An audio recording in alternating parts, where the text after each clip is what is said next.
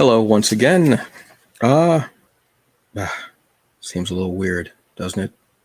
Let's get the introduction out of the way real quick and then we'll start the show. It's going to be a bit of a different show, but still, you'll still get that Hungry Bleak flavor. Hello on this Friday. I am Antonio Pomares, and this is the Hungry Bleak podcast. I am the aforementioned Hungry Bleak. It's been a week, right? Actually, it's been a month. Let's say it's been a year. Let's just go. It's been a couple years, actually. Let's just go with that. I would ask how you all are doing, but I know there's a lot. There's a lot to take in.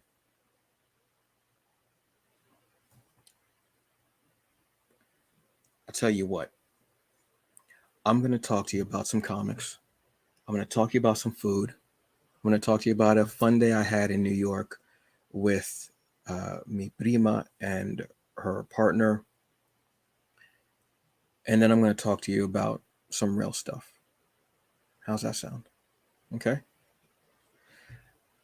Sit with me, talk with me, be here with me, and we'll do what we got to do. All right. So let's have a little bit of fun, and then we'll have a serious talk. So, folks, yes, I am not wearing purple. I am not wearing black. Well, I am because I'm already in my pajamas. So I bought these new pajama shorts from Old Navy. Very comfortable, very happy. I'm worried about the elastic because it's almost like the old, like the underwear elastic. I'm worried about it possibly going out. Not sure. We'll see what happens. First wear, and I washed them before I put them on. Seem good. Let's see how they are about 5-6 washes down the line. But I like them. I like them a lot. If there's a sale, I might buy another pair. I also have them in gray. So, because black, gray, right? So I do have on black. They're black and white, but I also have on yellow. Yes, I have yellow. This is to represent anyone comics. They are my not so local comic book shop. Oh, my local comic book shop is actually the Comic Crypt here in Eatontown. Wonderful place. But when I'm in New York, I gotta go to Brooklyn. I gotta hit up Anyone Comics. I love this store. Recently opened up a new store in LIC, and I went there for free comic book day, and beautiful store, beautiful spot, loved it. It was a bit of a rainy day. I think it's probably the last day I'll get to wear a hoodie and a sweater, and I just really enjoyed it. It was beautiful. Had a great time with mi prima and JOYNFINTY and Tingtastic. Wonderful. I love hanging out with them. They're just really great, and I needed that day to just be. But speaking of Anyone Comics, Demetrius and his crew, you'll see over my shoulder access guide to the Black comic book community 2020 to 2021. Great thing to have. It tells you about comic book creators, tells you about cons in the Black comic book community. Well, they ended up doing a second one. They did one for 2021 through 2022. I have a copy of it right here, and awesome, love it. You'll notice this book is a bit thicker because they have more in here. They started putting podcasts in here, which, I mean, that just seems like a really cool idea. I mean, you get the cons, you get the podcasts, you get all this, like it says right there, podcasts. Like, that's awesome, right? To show it in there. People who are listening aren't going to get the visual effects, so you probably should watch the YouTube. And going through, and you'll notice, who's that handsome, short Afro-Latinx individual? The Hungry Bleak. Yes, I have been featured in here not once, but twice, also for my work on Fandom Initiative with my partner in fandom, Michael Williams. This was one of the things that I had put on my vision board. Yes, I do have a vision board, and I've been able to knock a couple of things off of that vision board because it's helped me to focus on them, to work towards them, also by just trying to just do my thing. One of the things I wanted to do was to be featured in the Access Guide, and I not only was featured in it, not once but twice, but I also helped to do a little bit of the research for it, where I was enlisted to call comic book shops and talk to them about their stores, and I absolutely loved doing it. It was fun. It was a bit of a stressful time for me, so it helped me in a way to kind of let my mind go. But I really had a fun time doing this. Awesome. Thank you so very much to the Access Guide crew, especially to Demetrius, who actually contacted me and was like, "Hey, can you help us with this?" And then getting us in here for this was awesome. So to have my name in this book, to be associated with it, and then to also have my name be associated with Blurred Domination, the trivia card game. I mean, I honestly, that was like two of the best things ever that could happen to me. So getting the news when I got that book and seeing the pictures in there was awesome. And thank you so very much to that. You can actually go and order the Access Guide to the Black Comic Book Community, 2001 to 2020, excuse me, 2021 to 2022 at anyonecomics.com, or even everyonecomics.com, which is the other store. You can actually buy both volumes and you can stay up on it. It's really great. I love seeing the inclusion of podcasts because a lot of us out here are talking about comics. We're trying to put them out there, reviewing them, having the creators on to talk about whatever creations they've got going on. And it's always fun. It's always great. I love doing it. I never wanted to call them interviews. Always wanted to call them conversations. But now I started calling them interviews because I actually started coming up with questions and writing things down and such like that. I'm trying to be a little bit better with it, and I'm really enjoying it. So I want to thank, just awesome to be in that. I mean, it's just awesome to be a part of that and to be in there with these incredible names. Outstanding. And I get to see other podcasts that I may not hear about, in these spheres, because I don't listen to a lot of podcasts because I try to just focus on what I'm doing, but I need to actually listen to more and to speak to more people and to listen to what they're talking about. They're probably going to put me onto something that I didn't know about, which I enjoy. Now, speaking of being put onto things that you don't know about, I've got some comics here that I was put onto. I didn't know about, read them, loved them, and I love seeing creators and creatives talk about comics out there that they're checking out, that they are reading, and that they're enjoying. All right, so let's do that with these comic reviews. All right, excuse me. First up, we're going to go with Scarlet Ranger. This was actually a really awesome one. This is Roll Lamb. We've got Koi Carrion, hope I'm pronouncing the name properly. Cy Vendeville and Letters Squid. It's a creative team on this. This is you have a young black like tech genius hero who is excuse me, who has kind of inherited this mantle of Scarlet Ranger and trying to stop a villain in his city.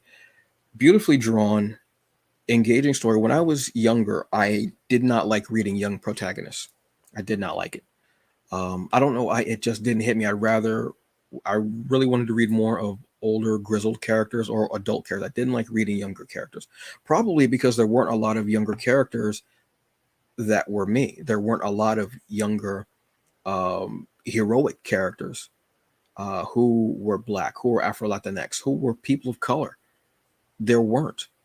But now we have more. We have your Miles Morales. We have your Route 3. We have your Eating Vampires. We have your Scarlet Ranger.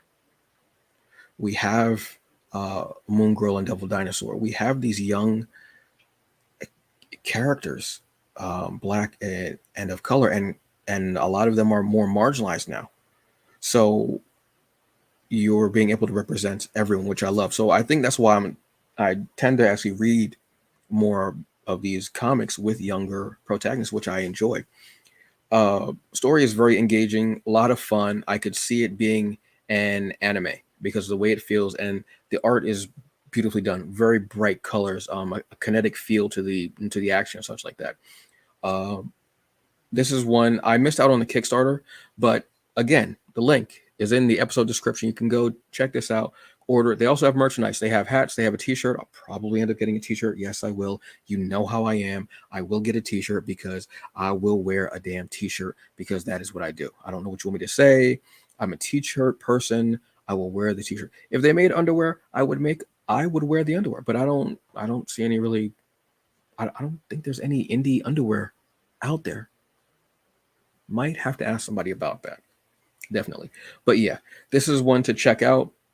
The second issue, the Kickstarter will be coming up soon. If you go to the website, you can actually check out, I believe there's an upcoming link where you can click on that. It'll take you to Kickstarter. Then Kickstarter will allow you to put your email in, and then you'll actually be told when the Kickstarter is about to start, when it's going to start. You'll also get updates on it as well to let you know stretch goals and how far along they are, any interviews that they're doing, anything like that, which is awesome. So yes, please go and get that. Scarlet Ranger. Phenomenal stuff. Next up, we've got Terminusville. Terminusville. I don't know why I said Ville. Sorry about that. We've got Jack Harris Jr. We've got Jordan Gunderson. We've got Deborah B. Rolfs. I don't know why I said, for some reason, when I saw the B in parentheses, I was like, I have to enunciate that very much. We've got Yulia Svetsova. Hope I'm pronouncing her name right again. And Baknoy Bahisan. Again, hope I'm pronouncing the name properly. This was really great. This is a sci-fi military Black Ops comic where you have this team that are being attacked by these mercenaries. And one of the team is actually a mole. I'm not going to tell you which one, obviously, because I want you to go read the comic. Fast-paced. I like action, military sci-fi comics and movies as well. I'll like some nights I just want that because it's a comfort watch for me. So I'll scroll and scrub through Netflix, Hulu, Amazon, anything like this, and this gives it feel. Art is very almost like portrait-esque, if I can use that term for it. Very.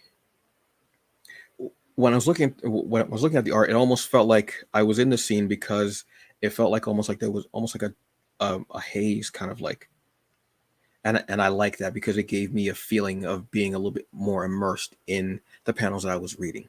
I dig that.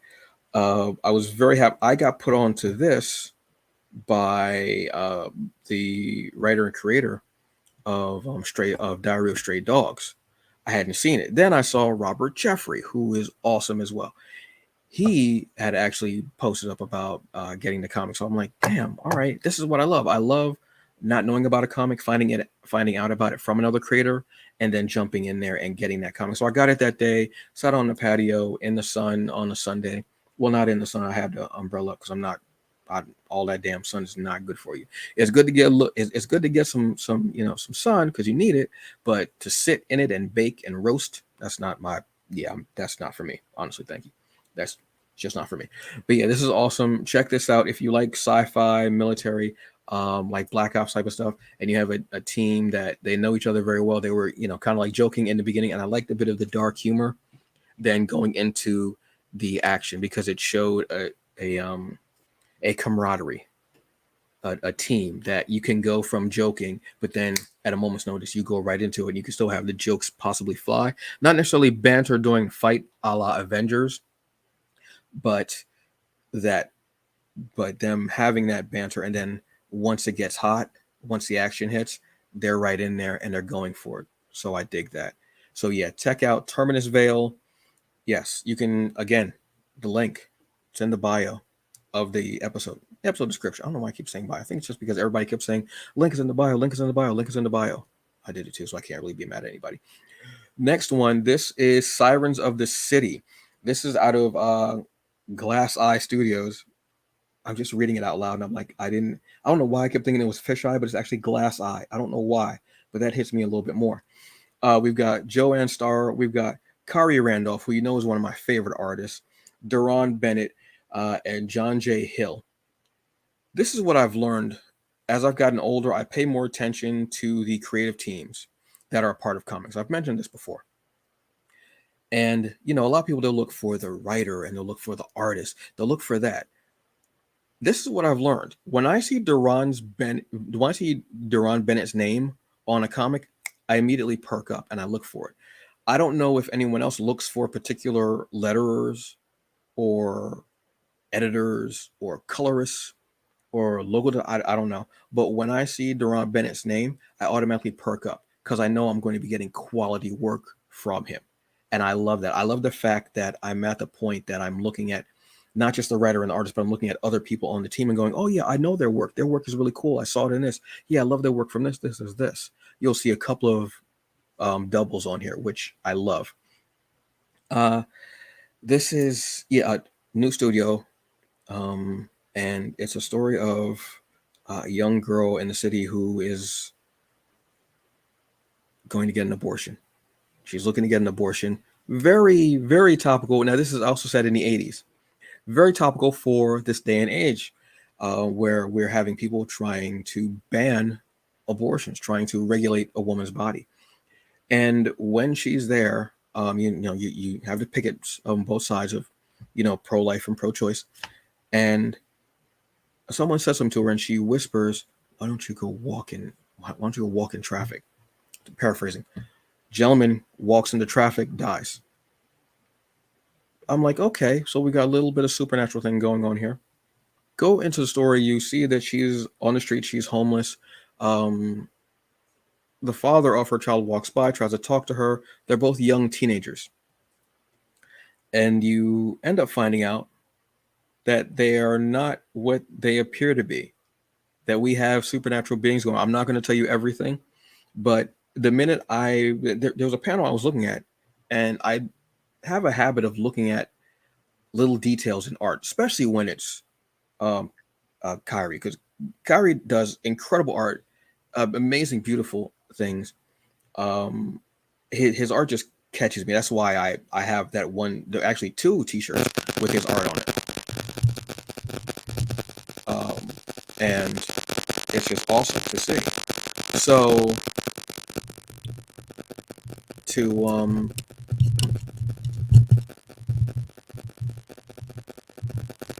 to see his art, and it's in black and white, and there's little touches of blue, but the blue has a special meaning, which is another thing I love. How color is a choice. The colors mean something similar to excellence, which is, I hope, comes back soon because it's a very near and dear comic to my heart. And the blue actually has a meaning, and it's a part of what this young woman does. With her words are in blue. I was captivated. I wanted more, but there's only one issue so far. Now, here's the thing with it. Go subscribe to Glass Eye Studios. Excuse me. And you'll be able to get little bits of the comic. That's what they did. They did little bits. Anyone who subscribed, they actually had a whole issue of this. There's a free subscription. You can also do a paid subscription. It's whichever one that you like. Either way, you're going to be getting some great stuff. Go and read this comic. It is beautiful. It's amazing. You'll get some, and to see Black people as mythical creatures. And I'm talking about like succubi and sirens, vampires, lycans, witches, warlocks, ogres, elves, and anything like that. I love seeing that for us. It's just really cool and really awesome. And it makes me go, oh, wow, that's cool. We are actually getting represented here. And I really dig that. So yes, go check this out. Next one is Grimm. If you know me, there are 2 things that I love. I love skull art. Actually, there are more than 2 things. There's a wealth of things. But anyway, I love skull art. And I love when a story has the personification of death, when death is personified. As a person, I love that word, personification. I just love it. I learned that word when we were learning about the Canterbury Tales. Awesome.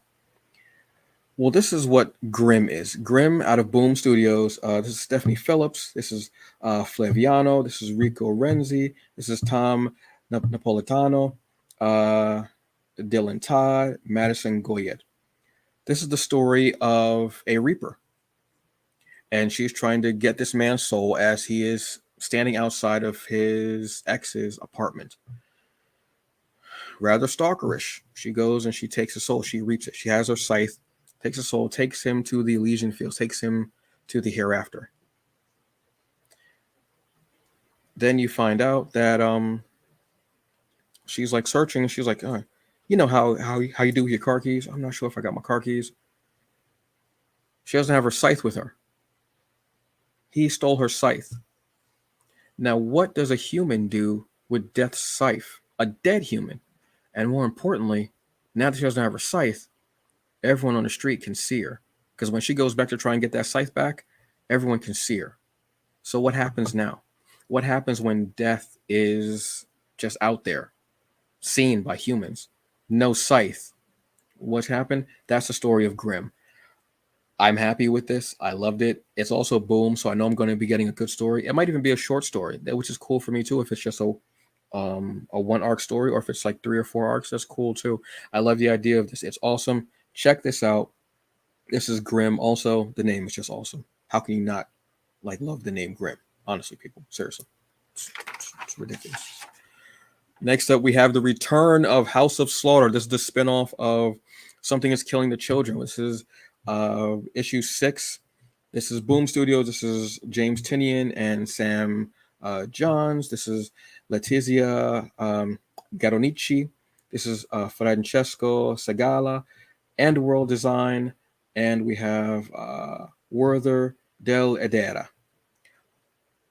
So the first story that we got was a prequel where we were learning about where a character comes from and what they were doing before the era, the age of Erica, let's say.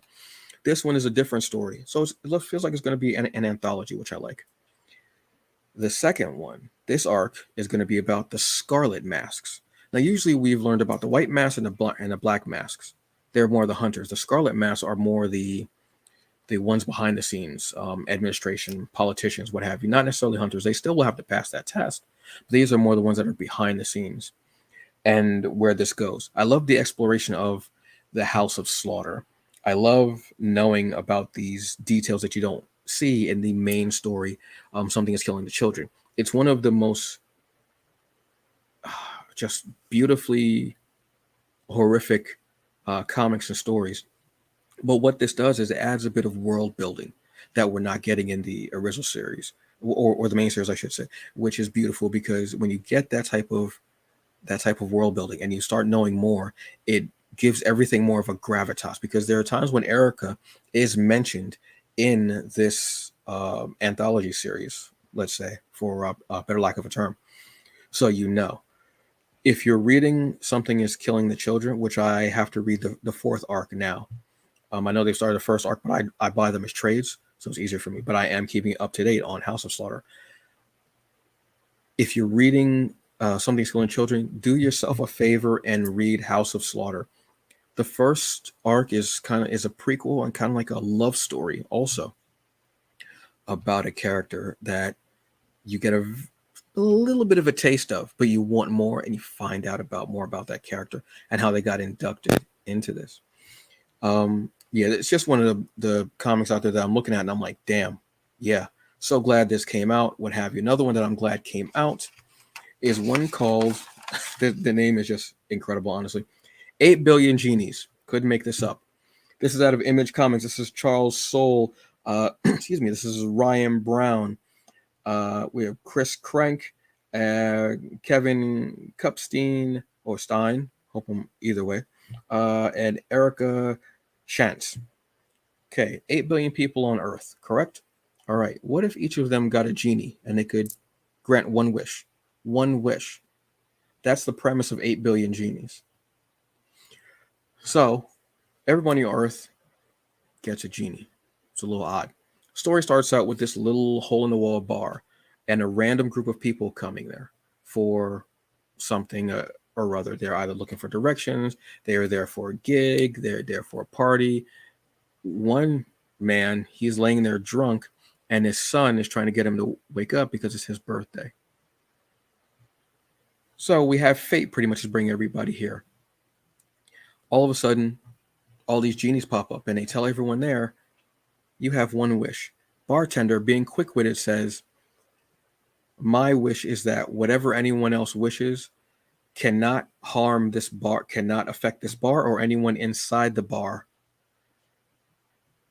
And then you see the world change. So everything else is going on around the world with everyone getting wishes. So what do you do with a wish? Do you ask for $1 billion? Do you ask for this person to love you? Do you ask for this person to be healed?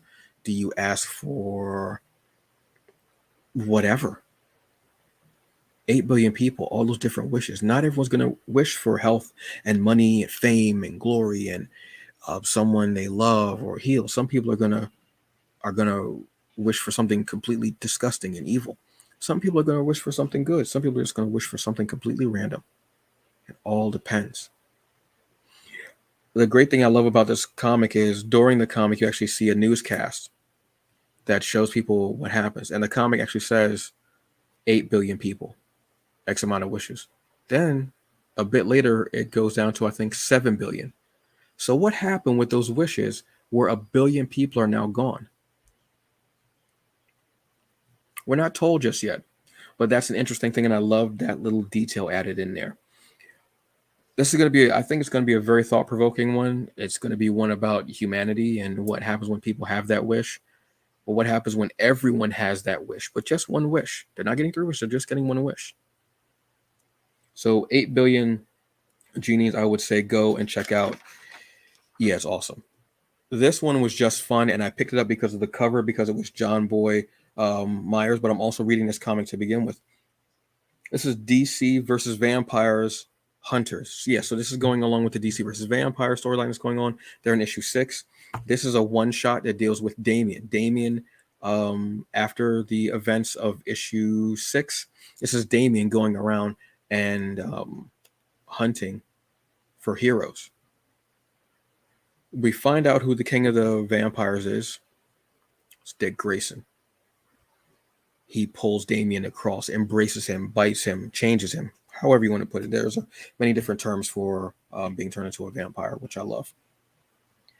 And it's Damien out there as a hunter, hunting heroes. This was fun. I've gotten into Damien more and more as I'm reading as I'm reading also Robin, who he is a star of, the lead character, I should say, as I'm reading Deathstroke Inc., which the Shadow War now is going on, and he's actually a part of that story as well because it crosses over with Robin and also crosses over a little bit with Batman, but more with Robin because it deals more with him.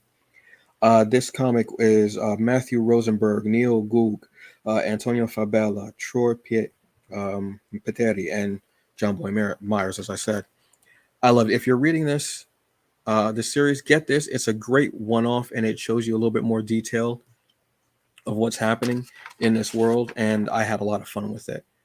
So now we're going to get to 2 comics that are reboots in a way, and were definitely asked for. One of them is Duo. This is from Milestone Comics. This is Greg Pak, Koi Pham, Scott Hanna, and Chris Sotomayor. This feels like it's a modern, or an updated version of Zombie, which was one of Milestone Comics comics. A Zombie with an X. Not a lot of people read that comic, unfortunately. I did. It wasn't like Icon or Hardware or Blood Syndicate or Static. It wasn't one of those titles, but it was a very interesting title dealing with a scientist and nanotechnology. This was the same thing. You have this couple or doctors. Asian representation, by the way, which thank you very much. You have these 2 scientists who are in love. They're a couple, and they're able to almost finish each other's sentences. And they're dealing with nanotechnology and how to heal and how to help humanity and the world in essence. And they're doing it for this company. And unfortunately, something goes awry. A creature tries to break into their home and take the nanotechnology. An explosion happens, a fire. One doctor is killed. Not killed, but is burning alive. His body is on fire. You see his muscle and everything like that. Horrible. The other doctor walks in. She sees what's going on. She's like, oh my God. and you see the nanotech. Then you jump ahead to the hospital room. He's lying in bed. He's completely healed. There's not a burn, not a scar, not a scratch, not a singe, not a smoke on him. No cinder, no embers, nothing. What's happening? What happened to him? He doesn't know. He's trying to figure out. All the while he's hearing this in his head. He's like, where does this screaming come from? Where's the screaming come from? He's attacked by these creatures again that try to steal the nanotechnology. And he figures out, oh, the nanotechs are what helped me to heal. And thinking about it, he ends up getting this suit of armor and is able to fight these two creatures. Then he has a realization. There's a voice in his head saying, it was me. When he goes into his thoughts, he sees his beloved, his partner there, is in his head. Her body ended up being absorbed to heal his body by the nanotechnology. So now they're sharing one body. They're in the same mind. They're both sharing the same body. They're sharing the same body.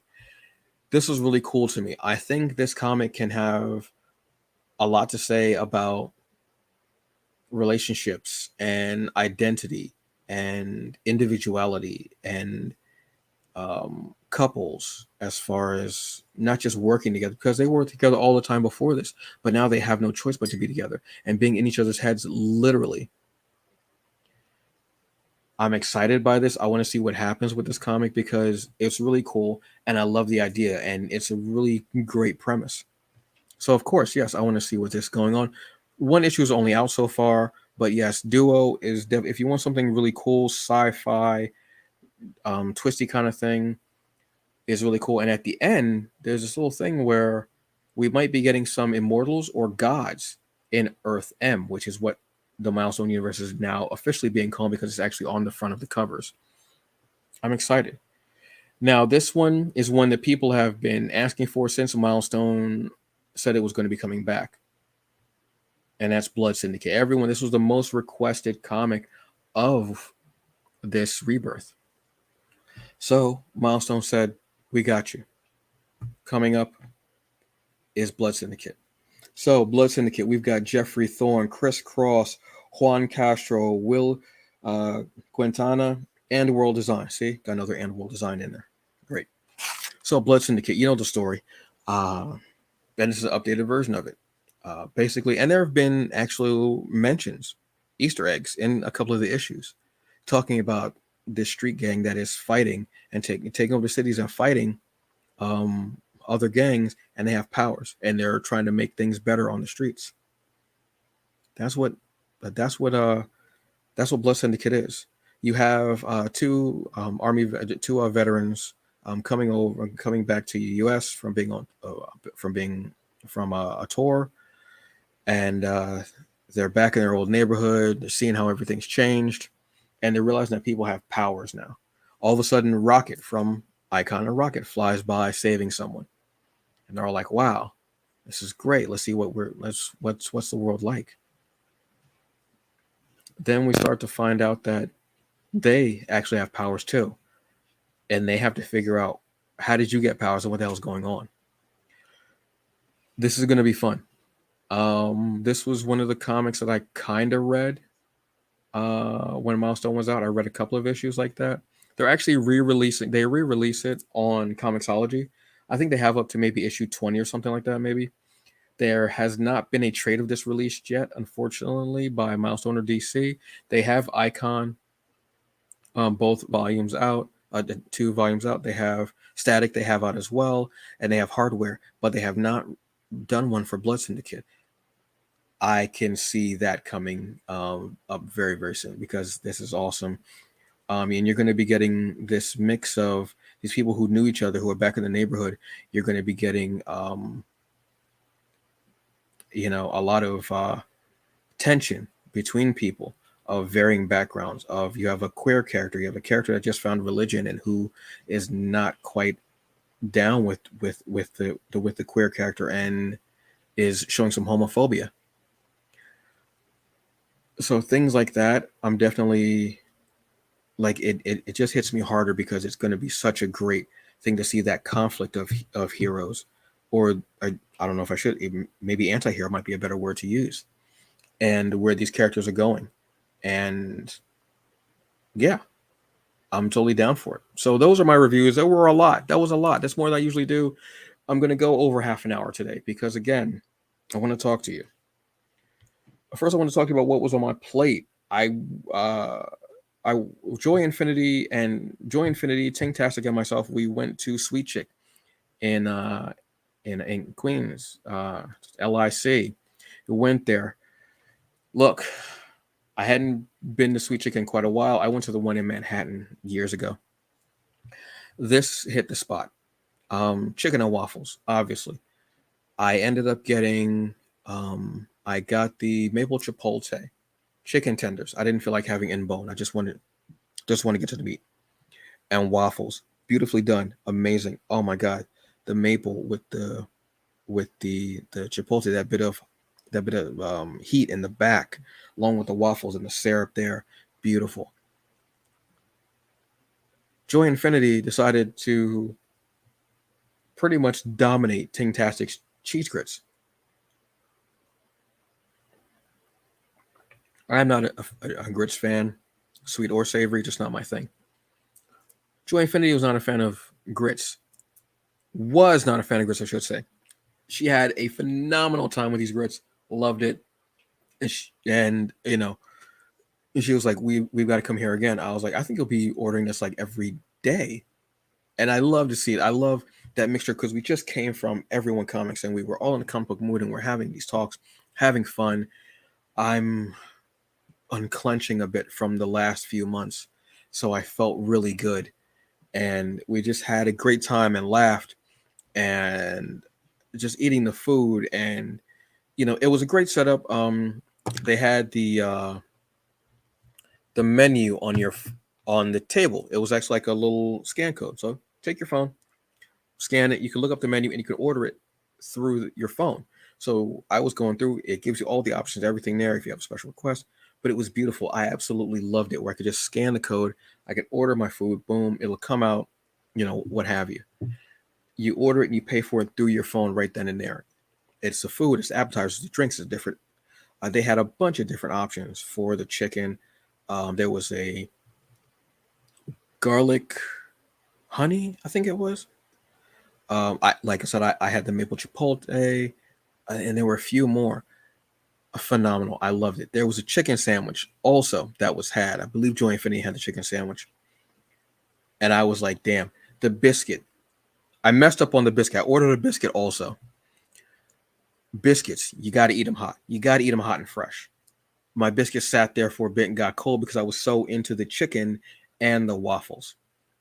Rookie mistake. Rookie mistake. Won't make that mistake again. Won't make that mistake again. Never.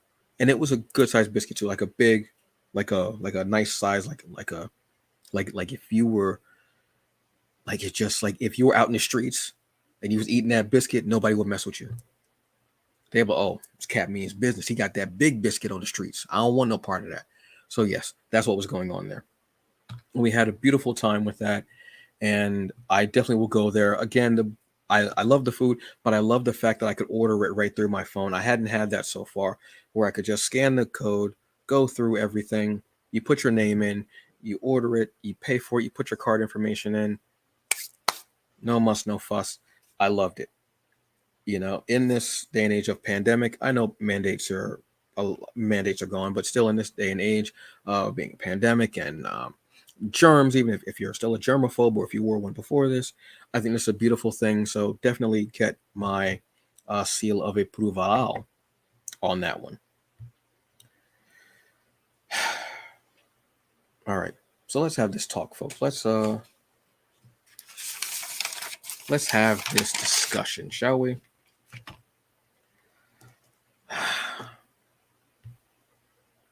All right, folks. So let's talk to me. Come here a little closer. Come a little closer. Come here. All right. So here's the thing.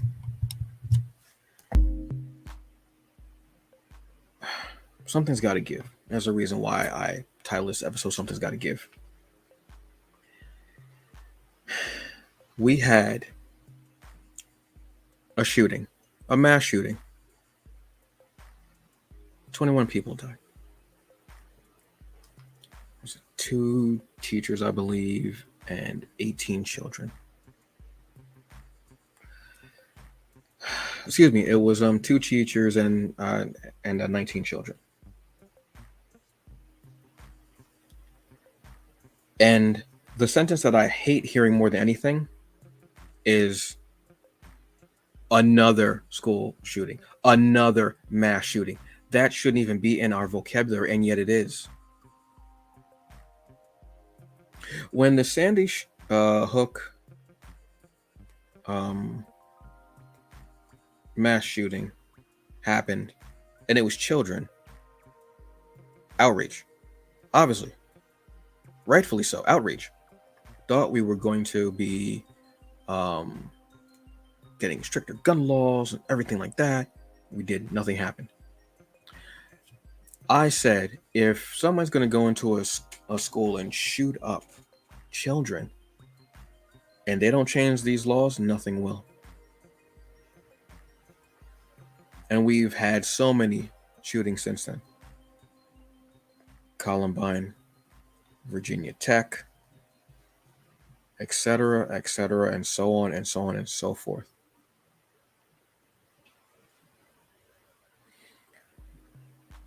We need stricter gun laws.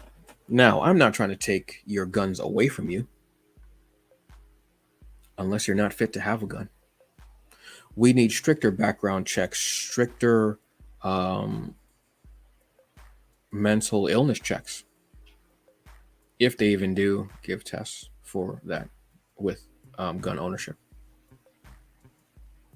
We're more worried about regulating a woman's, or I should say female reproductive organs,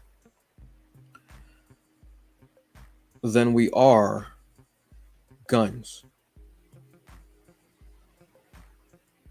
You are pro-life until the child actually comes out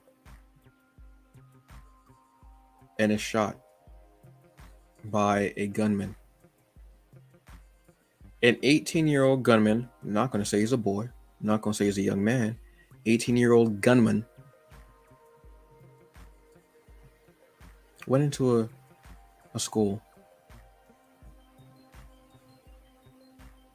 killed 19 children and 2 teachers.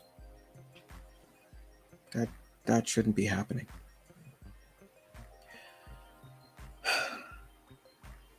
America has a fascination with guns. Look, it's right in the amendments. The second one, right to bear arms.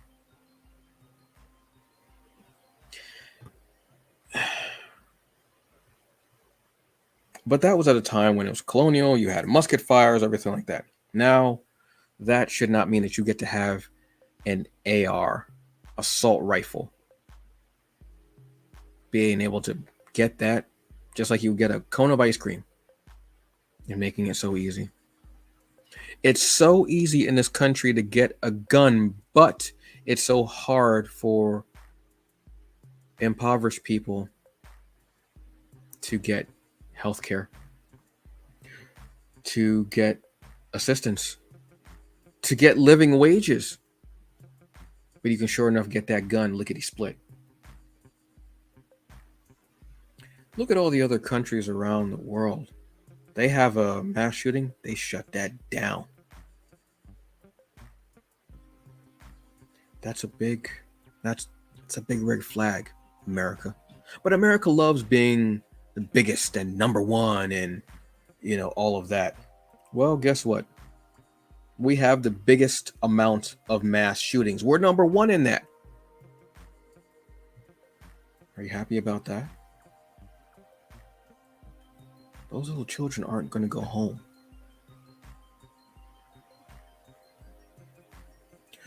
Those teachers are not going to go home. They're not going to be able to hug their loved ones. And their loved ones are sitting there wondering why. Why does this keep happening?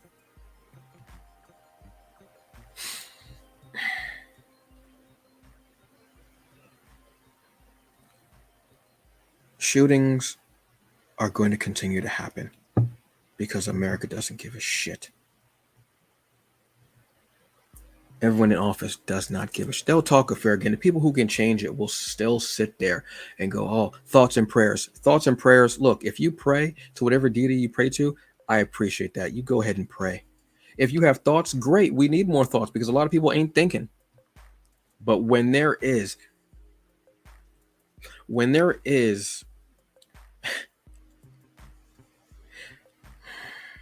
I apologize.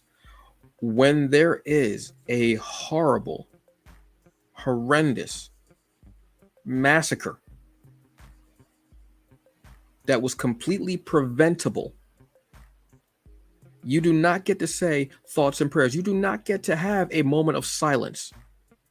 You take those thoughts and prayers, you stick them in your head, you say, you pray to whoever again. But you take those thoughts, and instead of having a moment of silence, you decide, okay, what are we going to do? These are the laws that we need to have. These are stricter gun laws, blah, blah, blah, blah, we'll change it. Then again, a lot of them, the NRA is right in their pocket.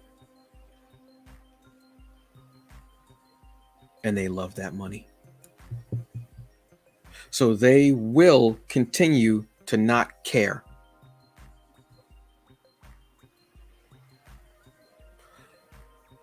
We have had a church shot up. We have had a supermarket store shot up. One gunman had the N-word on his AR-15 is what the rifle's called, correct? Yeah, AR-15.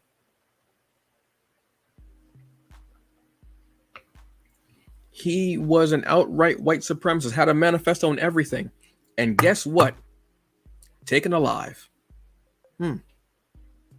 You go in, you shoot up purposely. People purposely shoot them up on purpose with the malicious intent in your heart and it being a racist act, a hate crime. We'll take you in. But if you're selling the Lucy on the street, we'll choke you to death. If you're a woman or female or someone with a female reproductive organs and you get pregnant, for whatever reason, if it was sexual assault, if the condom broke, if the birth control didn't work, which is not all 100%, if one just slipped past the goalie, it happens, or if it was a mistake, you will get all manners of people telling you, no, that's life. But then once that life actually comes out of you, they couldn't give a damn. Where are they at? If you're so worried about this life, then when this baby comes out, you adopt the baby. You take care of the baby. They don't care. America has a fascination with guns, an almost pornographic fascination with guns. America is also built on hate crimes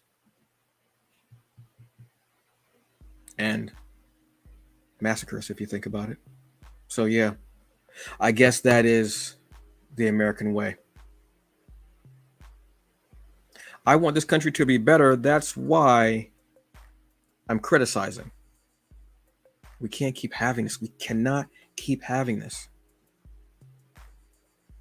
Regulate everything but the thing that's so easy to get, and killing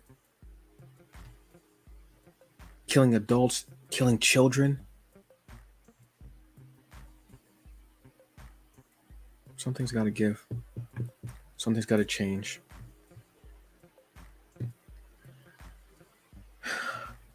Because we're all tired and we are all so done with saying another shooting and seeing these shooters being brought in alive by the police. Proper police need better training. I also need better police. But that's just my bleak perspective. that has never sounded more appropriate for this segment. I wish things were better. I really do.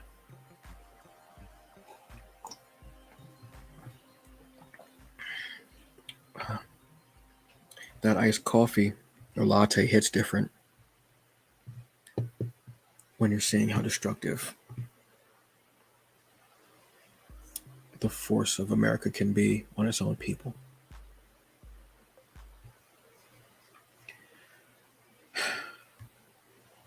So on that note, folks, I'm gonna go and I'm gonna read. I'm gonna talk to my mother.